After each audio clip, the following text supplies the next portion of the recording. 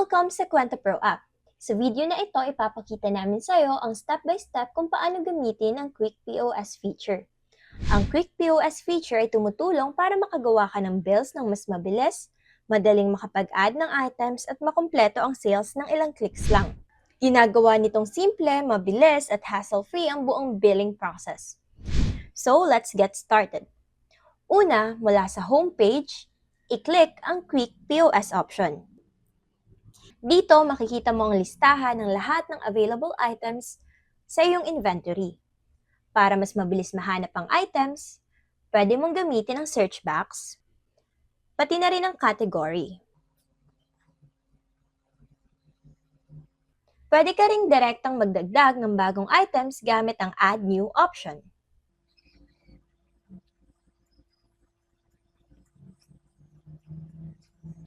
Bawat item ay malinaw na nagpapakita ng pangalan at selling price nito. Next, i-click ang item na gusto mong ibenta para ma-select ito.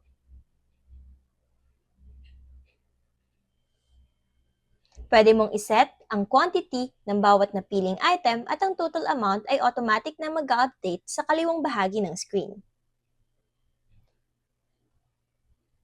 Piliin ang lahat ng items na gusto mong ibenta.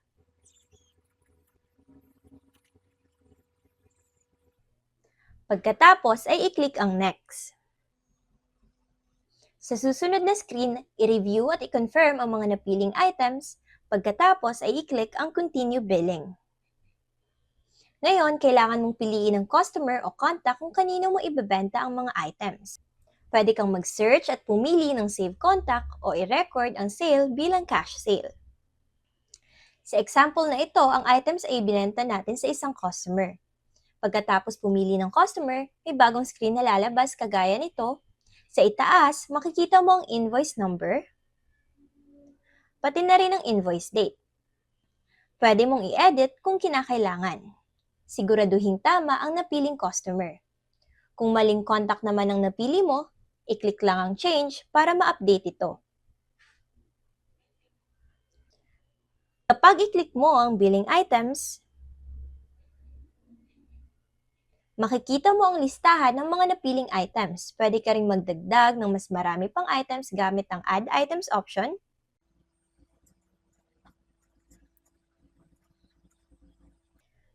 Sa pag-click ng pen icon, pwede mo ring i-edit ang item quantity rate o mag-apply ng discount. Pagkatapos mong gawin ang mga changes, i-click lang ang Save Item. Kung gusto mong mag-apply ng discount sa buong bill, i-click ang Add Discount at ilagay ang discount bilang percentage of fixed amount.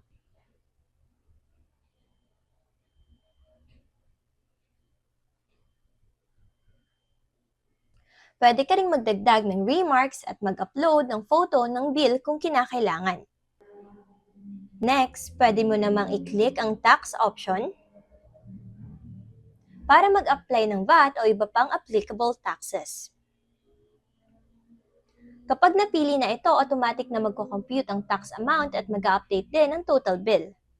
Kung kailangan mong magdagdag ng additional charges tulad ng delivery fee, i-click ang Add Additional Charges. Pagkatapos ay ilagay ang charge ng name at amount. Pagkatapos nito, makikita mo ang dalawang save option. Save only, isi-save ang invoice at ibabalik ka sa Quick POS screen.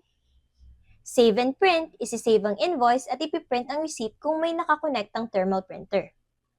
Sa paggamit ng Quick POS, mas mapapabilis, mapapadali at mas maayos mo ang iyong daily counter sales.